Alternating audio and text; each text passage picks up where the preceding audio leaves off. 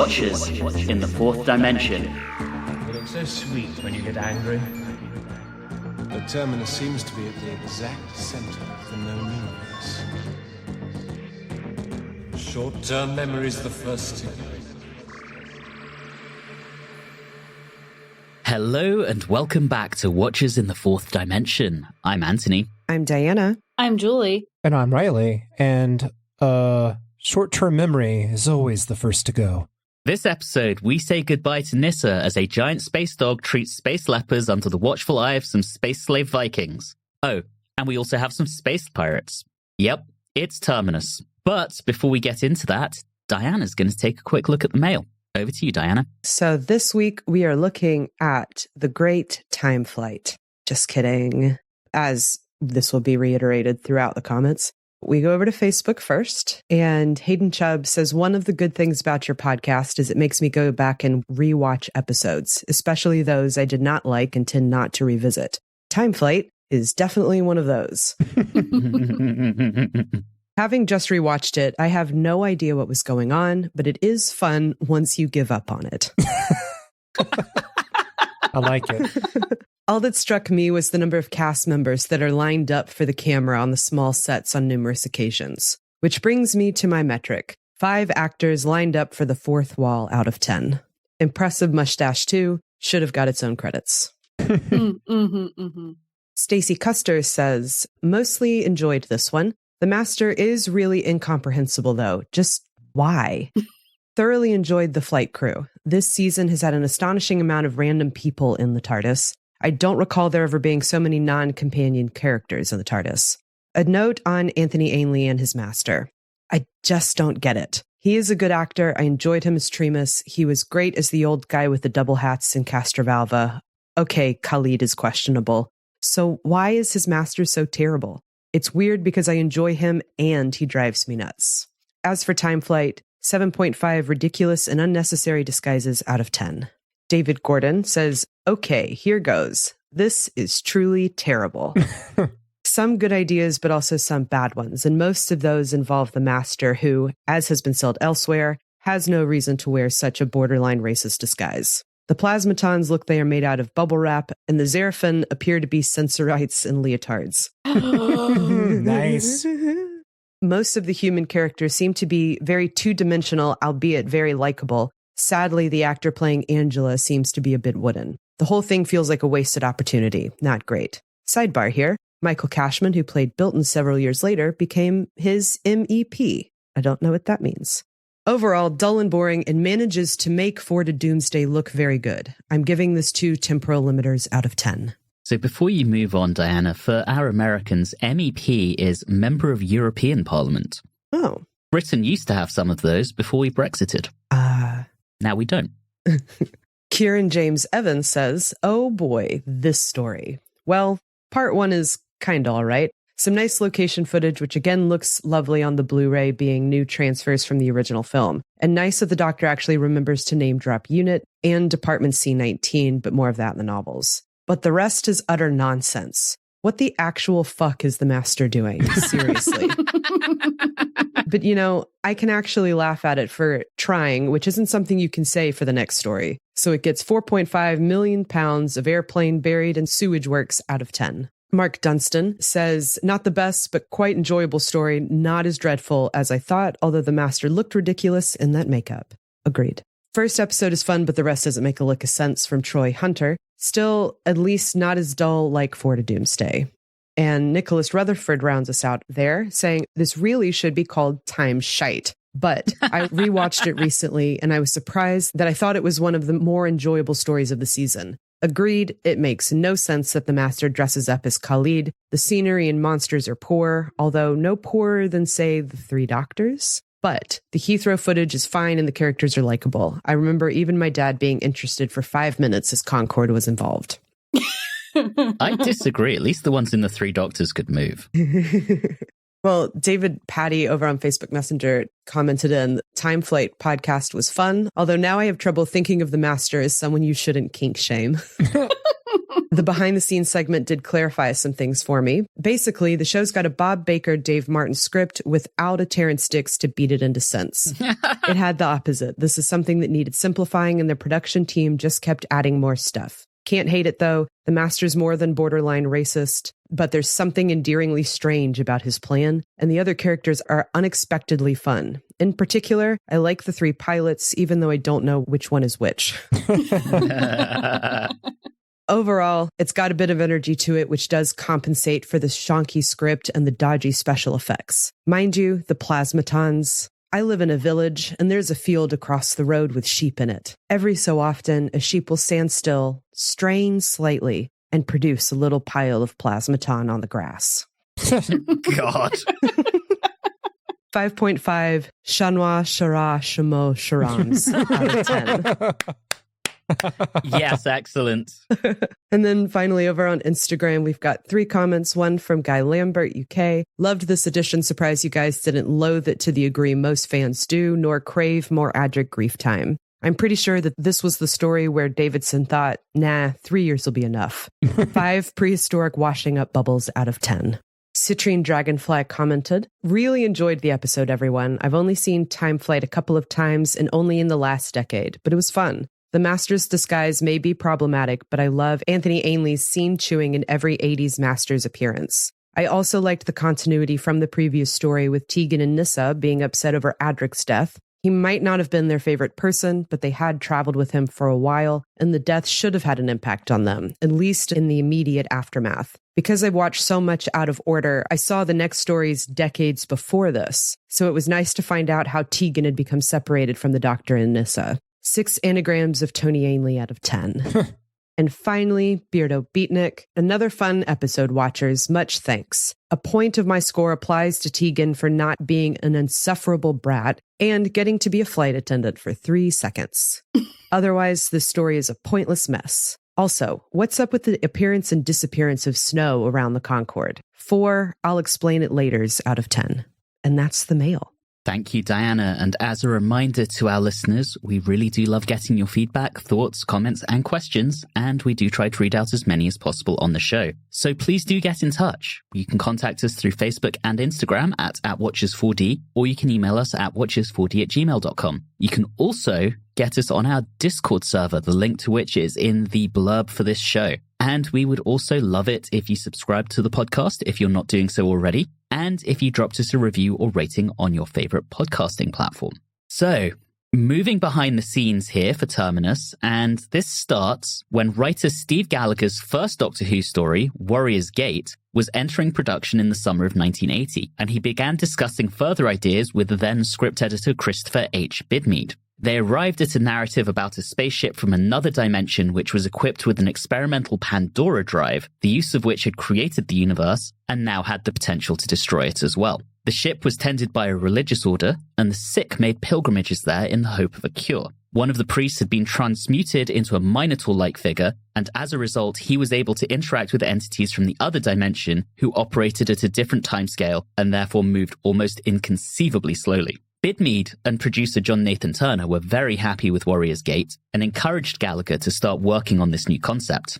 However, almost a year passed without Gallagher hearing a damn word from the Doctor Who production team. The latter part of the development of Warrior's Gate had been difficult, and Gallagher began to assume that his proposal had been abandoned. Finally, in mid-May 1981, an inquiry from Gallagher's agent prompted Nathan Turner to apologize to Gallagher for the delay, and he explained that the production office had been in a state of upheaval for several months, following the replacement of Bidmead with Anthony Root and then with Eric Saward, as well as the overhaul of the show's principal cast, most notably the departure of Tom Baker and the introduction of Peter Davison as the Fifth Doctor. Nathan Turner assured Gallagher that interest persisted in his new story, and at the beginning of August, Gallagher met with Nathan Turner and Saward to discuss its status. At this point, the production team was planning a trilogy which would form the core of season 20, introducing a new companion called Turlo, who would secretly be in league with the Black Guardian. Nathan Turner and Saward felt that Gallagher's idea was appropriate for the trilogy's second installment, in which Turlo's attempt to destroy the Doctor would meet with failure, but he would avoid casting suspicion on himself. Suitably amended, Gallagher's storyline was commissioned under the title Terminus in mid-August 1981. After delivering his breakdown, he met again with the production team in mid-October, and during this time he was informed that Terminus would be the final story for Nyssa, who Nathan Turner felt had run her course as a character.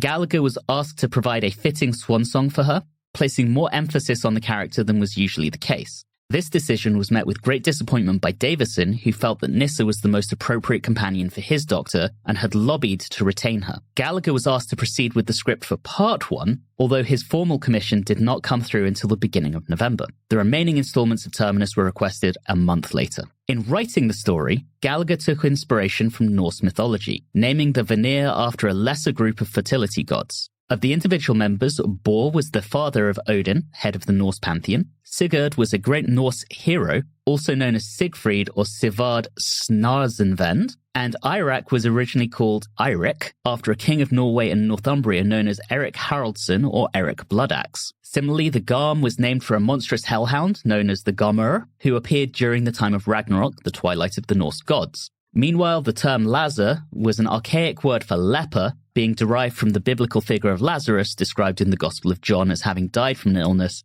only to be resurrected 4 days later by Jesus. Some elements of Gallagher's scripts naturally changed over the course of their development during early 1982.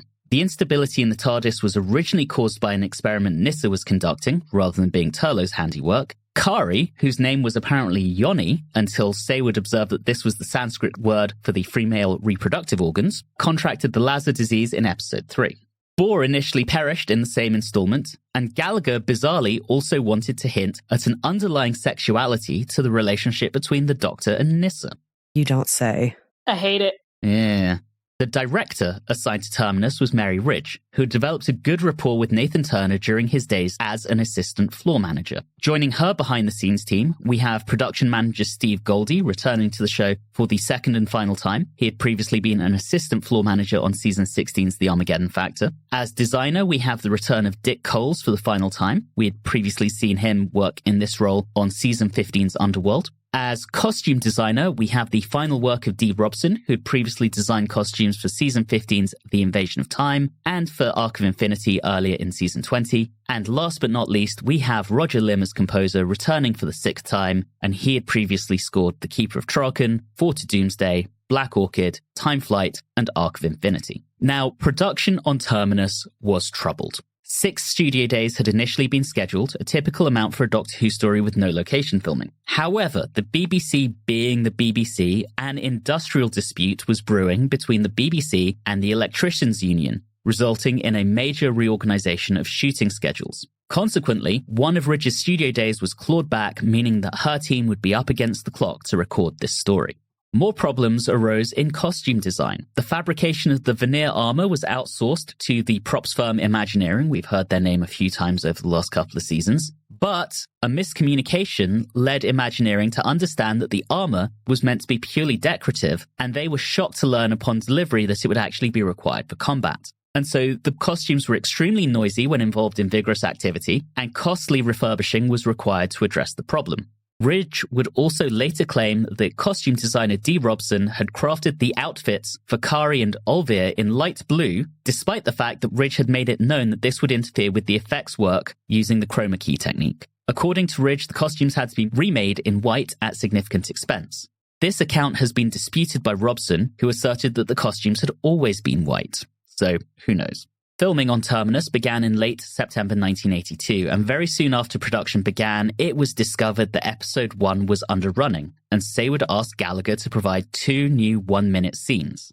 Gallagher, however, misinterpreted the request and instead extended several existing scenes to fill out 2 minutes worth of material, and so those amendments were not used. The first studio session took place in mid-October, during which the production continued to be plagued by issues. On the first day, a power failure resulted in a 2-hour delay, and when the crew was finally ready to go, Ridge discovered that one set had been erected off of its marks, incurring a further stoppage when they had to move it. Then, Nathan Turner was forced to call a halt to the recording of scenes involving the interior of the TARDIS console because various props that represented the circuitry were missing. And this meant that Ridge had to record sequences on other sets which were not yet properly lit in order to not mess up the timing. Later, it was learned that neither of the drone robot props had been tested before they were brought into the studio, and only one was working correctly. But, despite these disruptions, Ridge was able to complete almost all of the material set within the TARDIS and the adjoining spaceship corridor. But, troubles with this story kept coming up. Visual effects designer Peter Pegram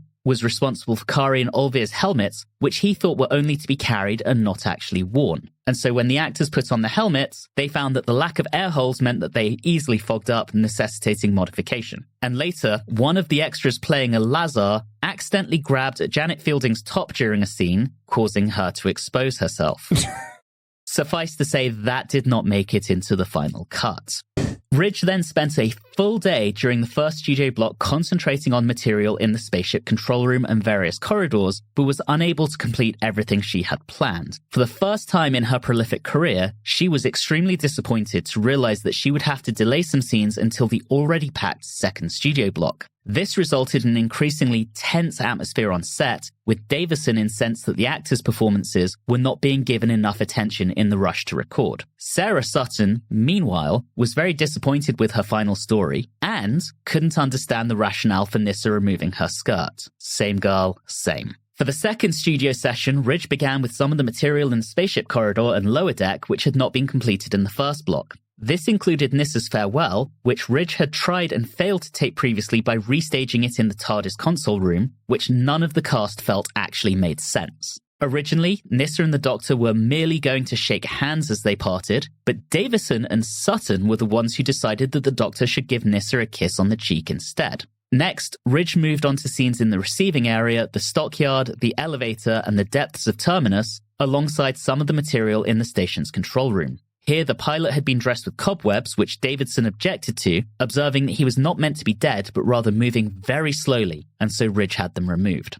The sets for the Terminus control room and various corridors were used on both the remaining days of the block. The middle day also saw the recording of scenes in the recovery room, the Veneer headquarters, and the equipment store and the Lazar ward, while material in the damaged area and some additional model work were left for the last day. As time ticked on during the sessions, it looked as though an extra hour of recording time which Nathan Turner had arranged beforehand would permit Ridge to complete Terminus. At the last minute, however, Nathan Turner informed his director that she would not be able to have the additional hour after all, and a remount would be necessary. Ridge was furious. The incident put a frost into her relationship with Nathan Turner, which would never completely thaw. Sarah Sutton was deeply disappointed by the development. After dealing with the high emotion of leaving the show, she would now have to come back and complete her last serial at a later date. Davison, on his part, was very frustrated with Nathan Turner and blamed his sour demeanor for casting a shadow over Sarah Sutton's farewell party that night. It was now hoped that Terminus would be finished during the making of the next story, Enlightenment. However, production dates for Enlightenment were themselves delayed into early 1983 because of industrial action by the electricians, goddamn unions, and so Terminus ultimately returned to the studio mid-December, partway through the making of The King's Demons, which is actually the season finale, so everything's being recorded out of order. With part 1 still running short, the opportunity was taken to craft additional material involving Tegan and Turlough to open the story. Ridge was frustrated to discover that the spaceship set and a number of props had been mishandled in the interim, incurring damage. Now, the story somehow was broadcast as planned, but even after its broadcast, there were issues, as several individuals involved in leprosy awareness criticized the serial for promulgating archaic beliefs about the nature of the disease.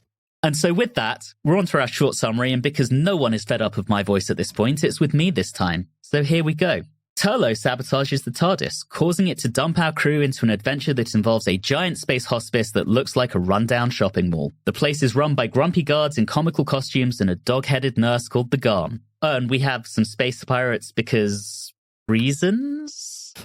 Anyway, it turns out that the station is treating Lazars, people infected with a space plague, so bad that even the makeup department couldn't be that bothered.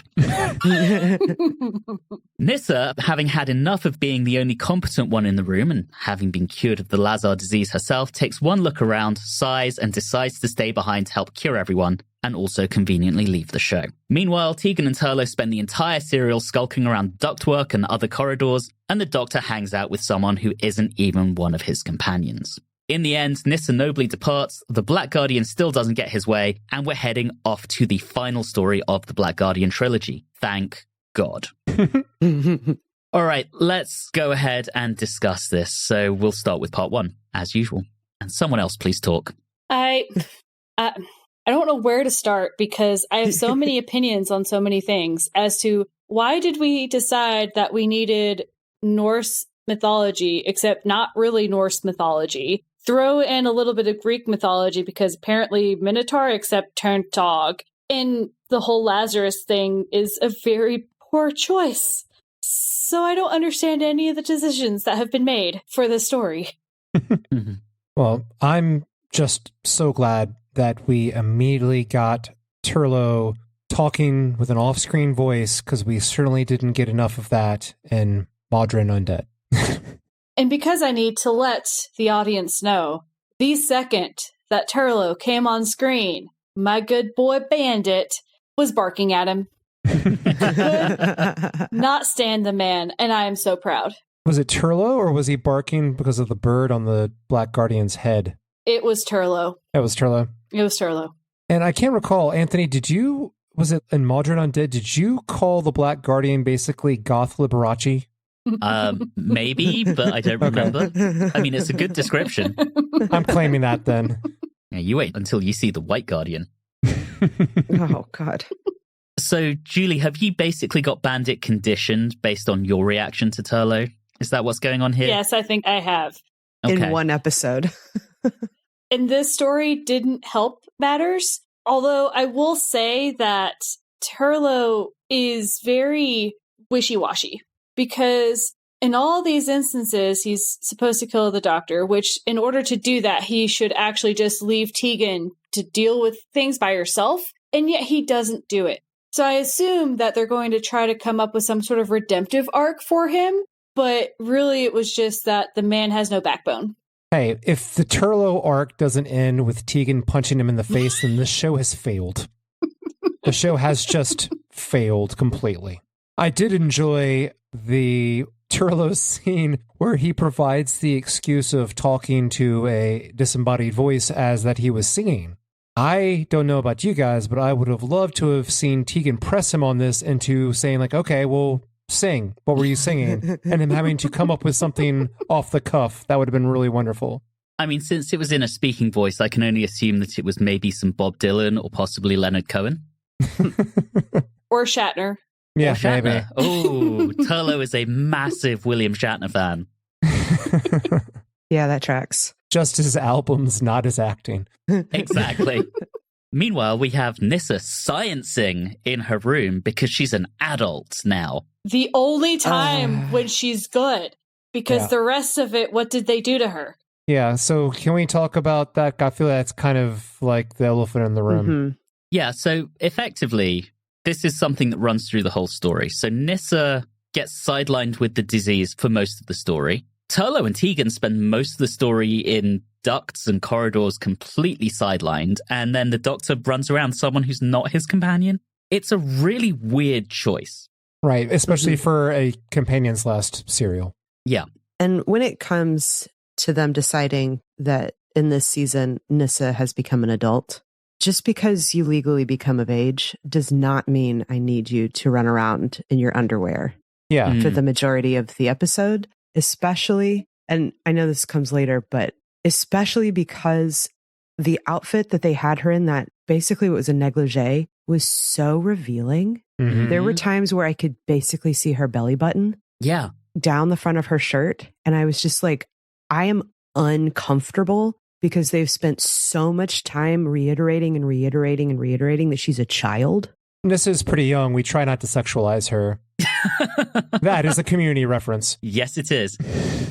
Yeah, there's a scene in episode 4, and I realize we're still on part 1 here, but in part 4, where there's legitimately just an upskirt shot. Yes. Oh, yeah. Yeah. And I was like, Yeah. why? Oh, what? Meanwhile, you can also see down to her belly button. They've basically got her naked. It was crazy. It was really just threw me for a loop because the first time was just, you see her and she's working in the TARDIS. And I was like, oh, they changed her costume again. What's this all about? I'm like, oh, wow. Okay. Mm-hmm. Like, this is interesting. Where's this going to go? And all right. I mean, at time of recording, Sarah Sutton would have been 21. I don't care. Yeah. No, I mean, it's still weird and icky.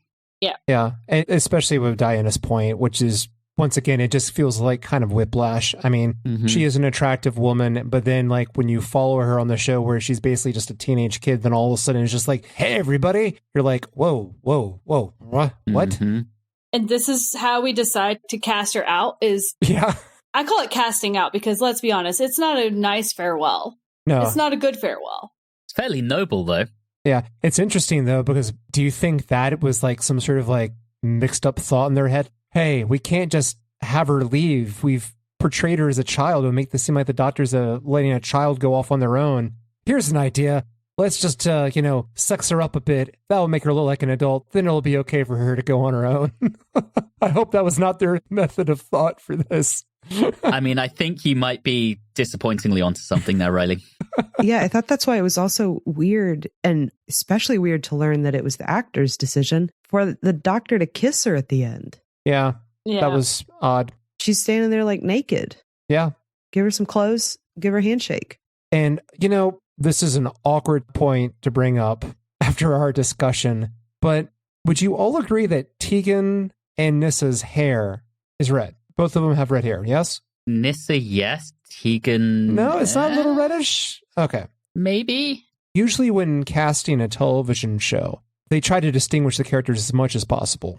So, like, there's no confusion when people are casually talking about the show, like, what character is that? Oh, I can't remember their name. Oh, the person with black hair. Or the person with red hair. You mean like how they dyed Mark Strickson's hair red so that they wouldn't be confused with Pete Davidson's blonde hair? Yeah. Right. So I just find it really weird that, in my opinion, that the TARDIS has 2 redheads, and now actually arguably with Turlough, they have 3 redheaded companions. At least with Tegan, I think she has more brown hair. Okay. Because when it was longer, I think it wasn't as red, if you think there's any red in it. But in this case, you say the lady with the short hair is how you get around the looks thing. That's true. Yeah. Good point there. And I think they did that on purpose, giving her that really, really short hair. Not the biggest fan of it, but I'll move on. Yeah. Okay, let's try to like get on track a little bit because we've been a little all over the place. Some of that conversation at the very beginning between Turlough and Tegan was very uncomfortable. Yes. There was this one phrase that got used. You look so sweet when you're so angry. Oh. Excuse me? This isn't some trashy romance novel. This is Doctor Who. What are you doing? I was not a fan, and I thought some of that was very awkward. It also feels like they're pushing some sort of relationship there. Oh, God, I hope not. And then there's like the obvious one between Alvir and Nissa that felt like they were going in that direction as well. And I'm just like, what is happening right now in Doctor Who? And why is it all of a sudden in this random story? Yeah. I mean, when she straddles him and he feels her up. Yeah. Oh, yeah. I forgot about that part. Well, to do my best to try to resolve that in regards to Tegan and Turlough is Turlough's a little shit. I think he's just doing things to mess with her head. I don't think he has any romantic intentions or even just sexual intentions. I just think he's just being an asshole just to try to fluster her and get her off his real motivation. 100%. Yes, but I feel like the writers could have used different phrases. They could have done it in a different way because the connotation there, there have been so many times when women hear something like that with putting your looks to how you act, and that is what makes it uncomfortable. Yeah. Well, that's our Turlough, an uncomfortable looking person to be around. Yep. Here's a lighthearted thing. What did everyone think about the costumes for the space pirates? I love him. They were like something out of Barbarella. It was amazing. Yes. And I love that their culture specifically designed their helmets to be that large so they can all have big hair. Yes. Didn't the makers of this story know that Disco died on July the 12th, 1979? I don't care. I love them. Capes are always an important part of any sort of outfit when you're going out and traveling through space. You got to have cape. Yep. And crazy hair. And Zach Brannigan, I think, believes in that too. And capes that only go like halfway up your back too, because they didn't even extend from the shoulders. I actually really dug that design. Just amazing. we were having fun. We're pointing out some very serious points and joking around. But I do want to say that despite all that Anthony pointed out during the behind the scenes, I know there was a lot of problems in the making of this, but I thought that even though they were apparently falling apart, I thought the sets looked good. I was taken in by the initial mystery and the horror elements at the very beginning. At first, they look good. Yeah. By the end, I would question why the walls of Terminus, this super advanced space station, seem to be made out of fabric. Well, I agree with Reilly in that the setup is wonderful, and I thought that this could have gone in a really cool, interesting direction. Even the graffiti, I'm like, well, I call it graffiti because why in the world are we having skulls around? And that could have been so cool and so interesting. And then we went down the weird Norse rabbit hole, and I don't understand why. I just let that wash over me, to be honest with you. I did not pick up until it was mentioned earlier in our recording that there were any references to Norse. I just kind of it just flew by me. I didn't bother. I guess I was taken in by the badass skulls everywhere. I recognize the names of those people. Okay. So is that a Nordic god or something? Dude, are you not listening to me? I don't know. You gave out 15 different Nordic names. I didn't know we were going to have an exam afterwards. Thor is the father of Odin. Okay. Yeah, they didn't use the names that they used in Assassin's Creed Valhalla, so I didn't recognize them. Now I know Reilly just switches off when I do behind the scenes. Good to know. Yep. When you talk about mythology, jeez. That's my thing, is it seemed very particular that he wanted these people to have Norse names. I couldn't make any connection to Norse mythology other than the names. And that's what I didn't understand. And I was very confused as to why we did this mishmash. Why was it so important that they were Nordic? None of them looked Nordic. It just really was a weird choice to me. And I am so confused as to why things happen this way. And Bård definitely didn't look Nordic at all. He looked like he belonged to the Doobie Brothers. Yeah, he did. He looked like my dream casting of Don Quixote. I mean, he had an excellent mustache. Yeah. Mm-hmm.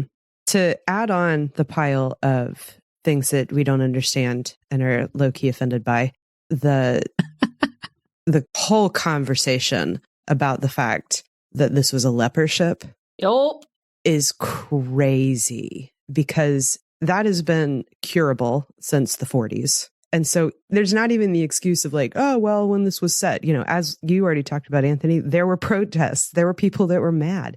That is insane to me that they were yeah, they're lepers. Let's go with that hard line, exile them. They cured leprosy, but did they cure space leprosy, though?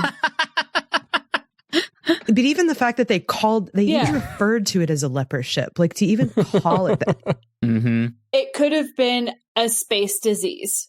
Right. Anything else.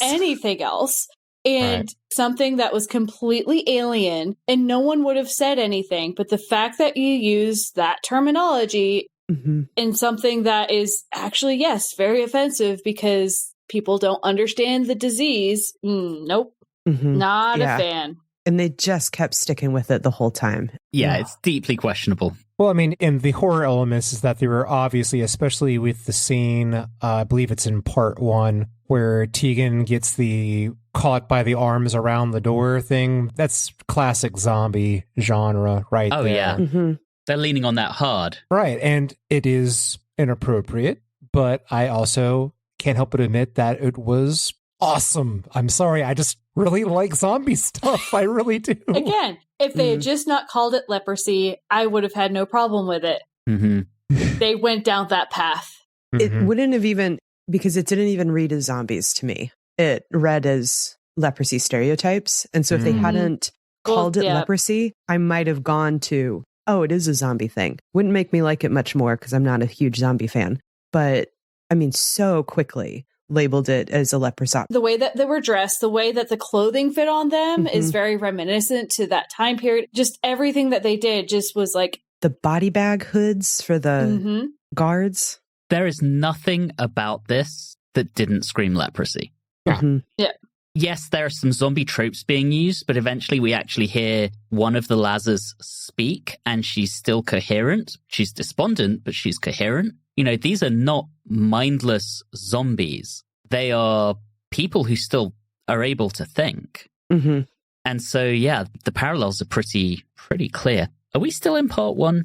I think we've kind of rolled into part 2 to wrap up part 1, since we're already on the subject of the revelation that this is a leper ship, is that I found it refreshing that it wasn't the doctor that recognized it, it was another character, to have the revelation at the end of part 1. Yeah. So now we're in part 2. And my question is, what is more terrifying?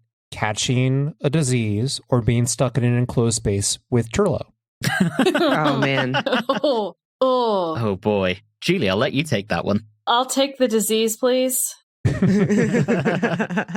What's very interesting, though, is because they went down the path of the leprosy. So how did Nyssa get it? Why didn't Tegan get it? We're going to go into this whole thing of why were some characters getting it and some people not getting it.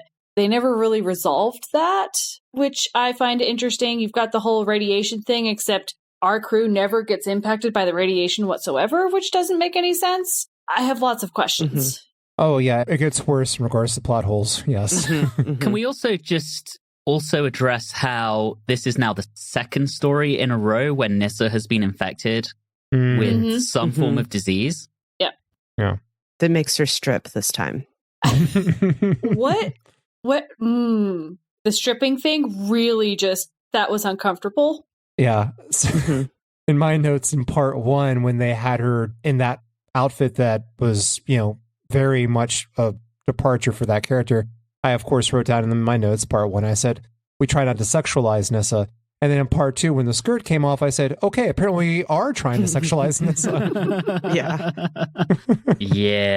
Yeah. I mean, it was a questionable decision. The fact that even Sarah Sutton was like, why am I taking my skirt off right now? This was directed by a woman, right? Yes. Interesting. I have some questions. I will continue to have questions. I don't even know where to go from here.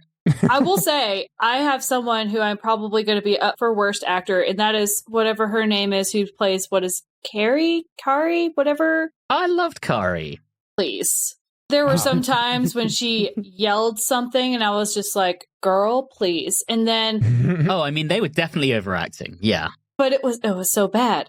It was so bad. But to Davidson's point, it's probably overacted because they were like, well, no one's telling us not to, so let's just do whatever the fuck we want. I feel like this is probably the time where I need to admit that even though I agree with all the points everyone is making here, I do not have any disagreement. I have to admit, I enjoyed myself with this. I really did. I was enjoying it up to the middle of part 2, but then when I saw a shaved, chubby schnauzer with glowing red eyes, I knew I was in completely. Oh, sorry, just thinking of one thing that we managed to completely miss. We had an I'll explain later in part 1. Oh, yeah. Yes, we do. Yes, we do. Sorry, continue. I even like the robot. He's very clampy. I like him. Just coming around. He doesn't really function very well, but I thought he looked cool. I enjoyed him. Why am I thinking of Futurama with the clamper? I'll clamp you. Yeah, but he's kind of like that guy. I'm telling you, there are some good things to pull out of this that are enjoyable. I promise. You say so. All right. I appreciate that we often come down on opposite sides of an episode because I was miserable the whole time. Well, I think a lot of it comes from the fact that I think particularly how part 1 went, this serial really set up a classic horror vibe in the beginning, which the show hasn't done in a long time. So I think right there, that original mysterious opening really pulled me in. If they had kept to that a little bit better and left out maybe the disease part and gone a different direction, I could potentially be on board. I agree with you. In part 1, I was optimistic. And then things just went down the drain really, really fast. I mean, I had issues with this story, and I think my issues were slightly different, but predominantly how they treated the main cast. Most of them were sidelined, and that makes no sense to me. Why give so much screen time to the Doctor hanging out with Kari, and yet you have Tegan and Turlo skulking around in corridors and ductwork, and Nyssa basically being a peril monkey for most of the story. Well, the funny thing is even the Doctor and Kari, it didn't feel like that much screen time either. Yeah. Yeah. And Anthony, you bring up a good point there. This seems to be a consistent problem with the Fifth Doctor. Mm-hmm.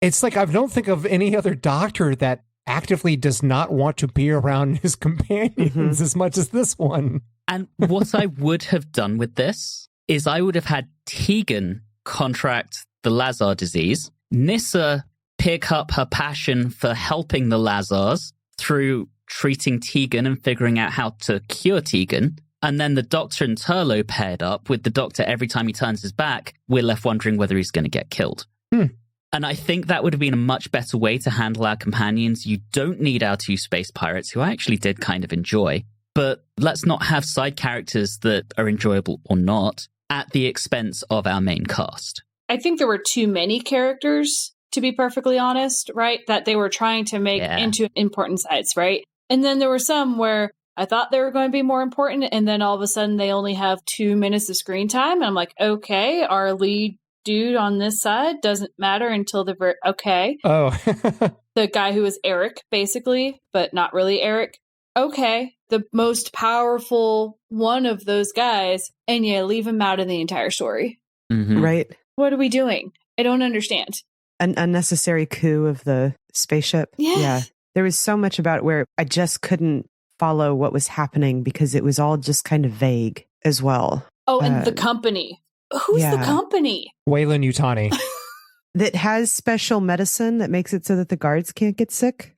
I kind of like the fact that we have a nameless, faceless corporation that's just taking advantage, because that is kind of real. Well, the thing is what I didn't quite understand is, was it slave labor that they were looking for? The guards, or the veneer, or whatever they're called, they were slave labor. They are slaves, yeah. So we're sending these sick people. We see however many we can cure of these sick people. Then what do they do? Yeah, where do the healthy people go? Good question. I mean, you're raising a lot of questions, because this is where any of the background story of why these things are here makes not one piece of sense at all. At all. And I say this as a person who enjoyed watching this. And we haven't even got to the point You're right, where somehow this ship is existing in a world, ejects a fuel tank, and then starts the Big Bang. Right. Which I have questions. To quote Julie, I have questions. But like, before we get to that part, let's go back to what we were saying about how the slave labor system on Terminus works. So the guards are operating in that they keep going and doing their job because that is how they receive the Hormel turkey or bacon or hydromel, whatever it's called, to keep them alive. But I don't think that would work, because just getting the one thing that keeps you alive while the rest of your existence is miserable is not something that's going to work. I think a lot of people would just say, you know what, I'm good, I'll just pass away. I mean, the least they could do is get a break room with a ping pong table or some shit. I mean, I don't know, something. But like, just giving them the bare necessity to survive with nothing to live for, I think most people would be like, nah, dog, I'm good. See you later. You're not going to get any work out of me. It doesn't make any sense. Mm-hmm. I want to talk about Garm real quick. Oh, he's a good boy. Yeah, he's the best boy. The only like decent character in this whole thing. So where did he come from again? Nobody knows. Yeah. And then how did they get him, I don't know, trained or whatever it was on that signal? Nobody knows. Don't ask difficult questions, Julie. While we're there now, how did Garm and this ship exist before the creation of the universe?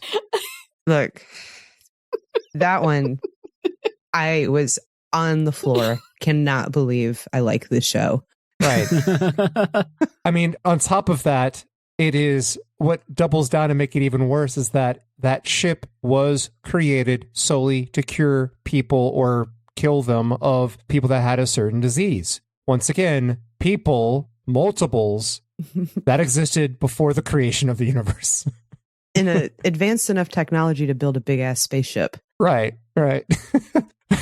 But God bless, can't figure out penicillin. I mean, this is lower on the level of questionable science, which, it's Doctor Who. We're not going to get on it for doing timey-wimey stuff. But there are some basics that I think we should follow. For example, just because you pull an item away from a radioactive area doesn't mean it's safe to pick it up. Yeah. That's just, I don't know. I thought that was just common sense. Even you don't have to go to a science class, even grade school science, to know that. He should have picked it up and say, this is kind of warm and tingly. That's what he should have said. I mean, I think the biggest problem here is the science is inconsistent. Yes. That's To put it mildly. I don't mind science that doesn't follow the rules that we would expect, as long as there's some consistency in that. Right. And that's not what we have here. No. There are some rules that you can't really break. Gravity works and the Big Bang is the beginning. Yeah. Yep. That is true. I also, since we're pointing out weird plot holes, I guess for this whole episode, I couldn't understand what they were going to do with the unstable fuel that was going to destroy the universe if it's just going to stay on the ship. Right. Remain unstable on the ship we instead of we ejecting still have it. a major universe-ending bomb on the ship. Right.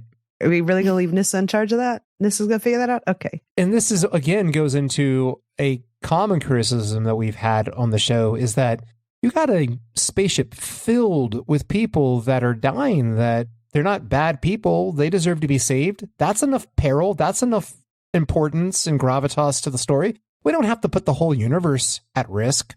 We don't have to bring that in. How about just make the entire plot line, the resolution is that we solve this horrible system that has been created and we cure the people that have the disease. That's all we needed to do.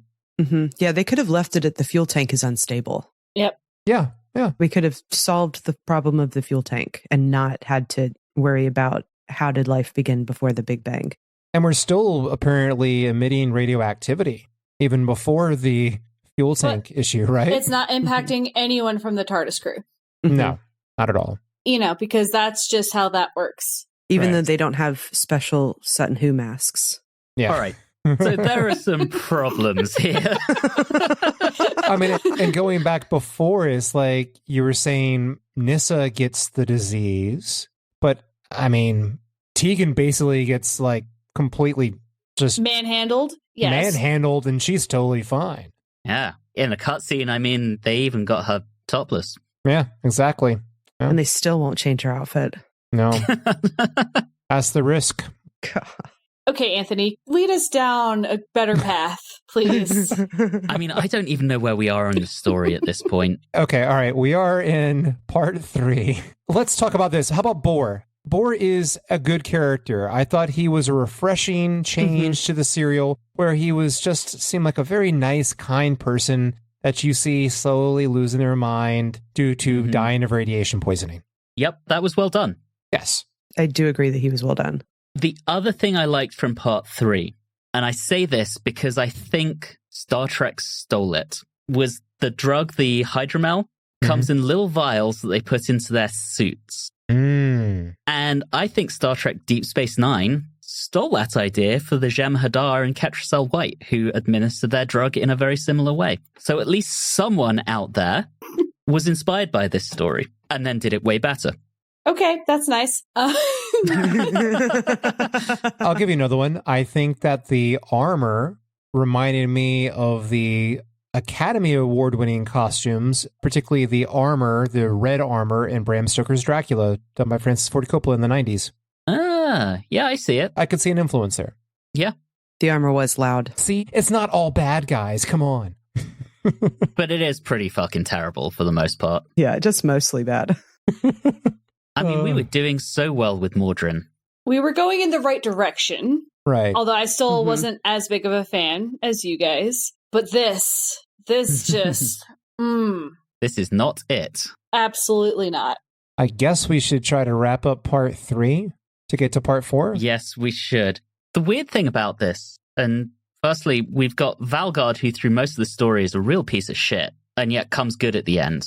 The entire story, and there was a part in part 3 that really epitomized this for me. He's fucking awful. Yes. there's a point when he decides to beat some respect into the Doctor. Mm-hmm. What an absolute shithead. Yeah. And yet somehow at the end, for whatever reason, he's the one that gets to lead the veneer instead of Icar, who actually has never shown us that he's a bad dude. Again, I'm questioning the scripting decisions made here. But anyway, as we get to the end of part 3, Turlo pulls some cables out of some places, some things explode, and we're about to destroy the whole universe. So welcome to the show, Russell T. Davies. The recap felt really weird to me, but I don't know if it was just me going crazy, but I thought things had happened differently with Nyssa getting taken off by Garm, but I could be completely wrong. That scene was chef's kiss. It was the funniest thing in the entire serial. The choreography and just how it was shot was so humorous to me. So you have the fight scene between Iraq or whatever and blah, blah, blah, whatever. Olvir? They're fighting. Yeah, whatever his name is. And in the background, the giant schnauzer takes Nyssa, slings him over his shoulder, and just slowly now trudges off. And then after the fight completes, Iraq turns around, doesn't see her, doesn't bother to just look just to his left barely to see them slowly walking away. And he goes, Nyssa! It was so funny. You mean Olvir? Olvir, yes. Oh, no, he goes, oh no, Nyssa! It's the oh no that got it for me. The shot where they're up from a high angle when he does that real Nyssa, and you can still see Gorm's legs still in frame walking away. And you're like, buddy, so you're looking the wrong way. Turn around. You will literally see her being carried off. The odds are before the cut of that scene, if you're watching it, just living as a human being in reality would be that person is going to eventually slightly turn and they're going to see what they're missing. And then that will be the end of it. It all was just so bad. And here's the thing. Mary Ridge was meant to be super competent. She did a lot of Blake 7, including the season 3 finale, which incidentally was called Terminal. Huh. Okay. And that was a really incredible episode built with so much tension. And then I look at this and I just think, what the hell went wrong? I know she's competent. And I know that there were problems with timing and with filming. But even then, some of the directorial decisions are just so questionable, including the one we just talked about. I mean, do you think it was out of spite? You mentioned that she was pissed, and for good reason. I don't think that she would sabotage her own career by doing that. Yeah. Mm-hmm. I don't know. Again, just some weird choices. There's some weird then there were some weird cut scenes because when Tegan left Turlo to go try to stop the ship, and then all of a sudden Turlo's just in the TARDIS, and I was like, did I miss something? I mean, I could have blacked out for 2 minutes because I had some problems with this episode. That's definitely what happened. Okay, I blacked out. Awesome. Perfect. Oh, the other thing about her is she directed the final Blake 7 episode as well, which again is incredible. And because of how it ended, she actually received hate mail for it. Wow. Seems like after many, many decades, nerds still stay the same with hate mail stuff. I mean, it's not her fault that they ended that show how they did. Yeah. But yeah, just some really weird shit going on here. Can we get back to the Garm? Because the point where he asks, have I served you well? And the Doctor responds with, indeed you have. I'm just like, what a good boy. Mm-hmm. The bestest of boys. And then the Doctor sets him free. Yeah. I like the weird kind of shot they do, his expression, his last shot. I don't know why he contorted himself that way. I really enjoyed that. I want to give some credit there because giving that mask any form of emotion seems really, really difficult. And yet Mary Ridge, despite everything else that was going wrong in this, somehow managed to make the Garm look happy. Yeah. All right. Nyssa figures out that she can, 1, cure everyone, and 2, synthesize Hydromel, and so set everyone free of the evil corporation. Yay! And then condemns her life to a ship where she's strapped with those men. Ugh. Yeah. I'm also going to just summarize the rest of this. Yes, please. Yep. let's just get this over with. So Tegan and Turlough finally get out of the ducts and the corridors, and Tegan reunites with the Doctor. It's already been mentioned Turlough makes it into the TARDIS. The Doctor's a dick to Tegan, and Nyssa finally fucking calls him out. Yes. Doctor, say you're pleased to see her. Nyssa, you absolute legend.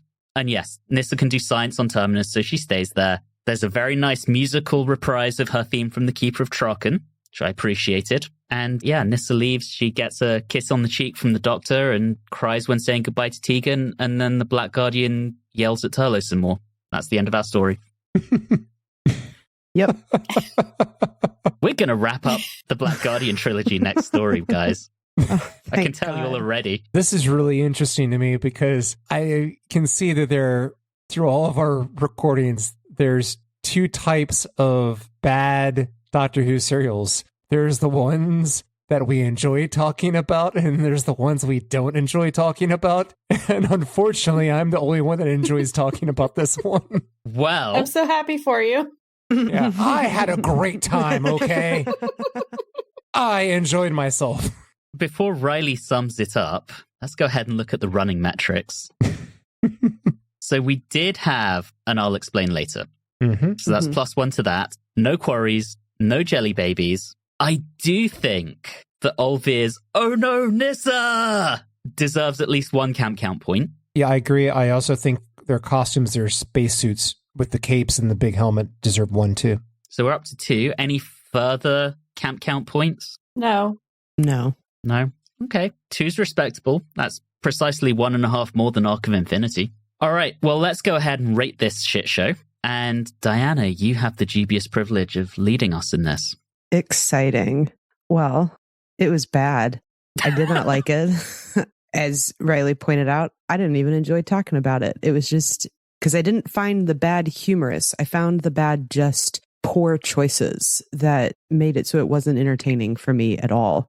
I was kind of in the same ballpark with Julie earlier when she said that she must have blacked out, because I found myself at several moments in this episode going, I don't know how we got here, and I definitely don't want to rewind it to have to figure it out, because I need this to be over as soon as possible. The fact that most of my notes were about, I cannot believe how much of Sarah Sutton that I can see, was so overwhelming that I just couldn't appreciate anything about this, and there wasn't much for me to appreciate outside of that. Our main characters didn't really do much. I still don't know what happened. It's what happened. Nothing really happened in this whole thing, and it was just bad. So I'm going to give 2 points for Gorm because he was a good boy, and I'm giving 1 point for Boar because I really enjoyed him. Every moment with him on the screen was a beautiful little moment in this show, and I adored it. So this, in total, is, for me, 3 out of 10 reminders that it is called Hansen's disease. Oh, All right. interesting. Well, I'm up next, and honestly, I thoroughly agree with Diana. This was a slog to get through, and unlike Diana, the points where I did lose focus, I did unfortunately rewind and watch again. Mistakes were made, guys. I mean, the fact that our main cast is sidelined for so much of it, as I said, it's a very, very strange decision to minimize Nyssa's role in what is her final story. An even stranger decision to pair up the Doctor with someone who's not a companion for the entire story, and then to sideline the 2 other companions and then focus on the little civil war that these morons are having, because there's a big bad corporation. I would have liked more exploration of how the fact that the corporation is effectively keeping this as the status quo because they make a profit out of it. Let's really explore that. I repitched my idea for a better arrangement with our companions.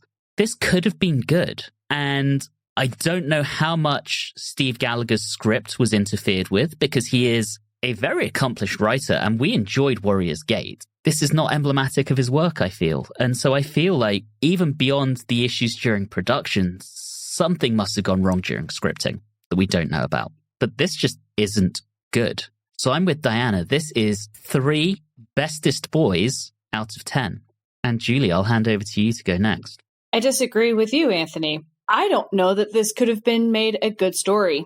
I think some of the backbone that was put in, even from Gallagher himself, because I think he was the one who's even mentioned having those Norse references and everything. Just, it didn't make sense. Choosing to go down certain routes of what we wanted to call things. And then I thought some of the acting was very poor. It was too over the top for things that don't deserve to be over the top. And half the time I had no idea what was going on. I did not have a good time. So I am giving it to Julie has lots of questions out of 10. Ooh, is this the first time of someone using themselves as a metric? I think it might be. I think so. All right, Reilly, take it away. Do I like Turlour's storyline? No. Do I like Nissa being made into a damsel in distress? No. Does the background story make any sense at all? No. And fuck off with losing Nissa and keeping Turlo. But outside of all of that, I enjoyed it. It was stupid. It was a great premise. It was wonderfully weird. I mixed in some decent art direction and set design, even though it was falling apart. It has a giant dog in it. Come on. I was going to say, I feel like this is going to be one of those ones where we all know that it isn't good, but we all enjoyed watching it. But apparently that is not the case. We all know that it isn't good, but only one of us enjoyed watching it, and that person was me.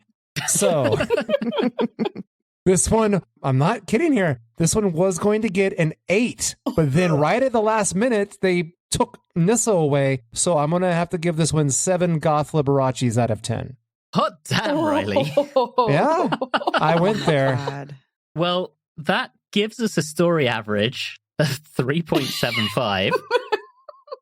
So even with Reilly's attempts to bring that up, it didn't. Good, valiant effort though, Reilly. I'm not trying to get the scores high. I just am entertained by the fact that I can't remember the last time we had such a differential between everybody, or between one of us and everyone else. It's been a hot minute. I mean, Yeah. I remember when that used to happen at the beginning of the show with stories like the Censorites. Yeah. But it's been a minute. I'm looking forward to the return of controversial Reilly. But that gives us a story average of 3.75, which is our second lowest of the Davison era so far, behind only 4 to Doomsday. Yep. And second lowest of this season, behind Arc of Infinity. So, yeah, this is going to be interesting to see where we go from here. I was hoping that we might start to see a little bit of an uptick in the Davison era, but we're now over halfway through and, oh boy. Well, of course, that brings us to the end of our episode. We will be back next time to wrap up the Black Guardian trilogy with Enlightenment. But in the meantime, as always, thank you so very much for listening. And of course, until next time, have a good one.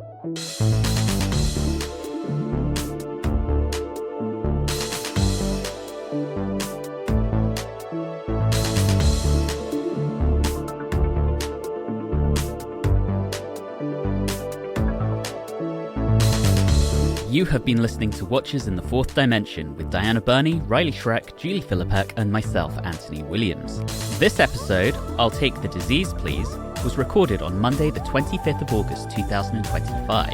If this is your first time listening into the show, all of our previous episodes are available wherever you like to get your podcasts. You can interact with us on Facebook and Instagram at Watchers4D, on our Discord server, and the link is in the show blurb, and you can also email us at watchers4d@gmail.com. And if you're enjoying the show, please do subscribe and consider leaving us a review or rating on your favourite podcasting app. All of those things really do help the show. And always remember, if you're writing out the best companion currently in the TARDIS, do everyone a favour and give her more to do than Terminus did.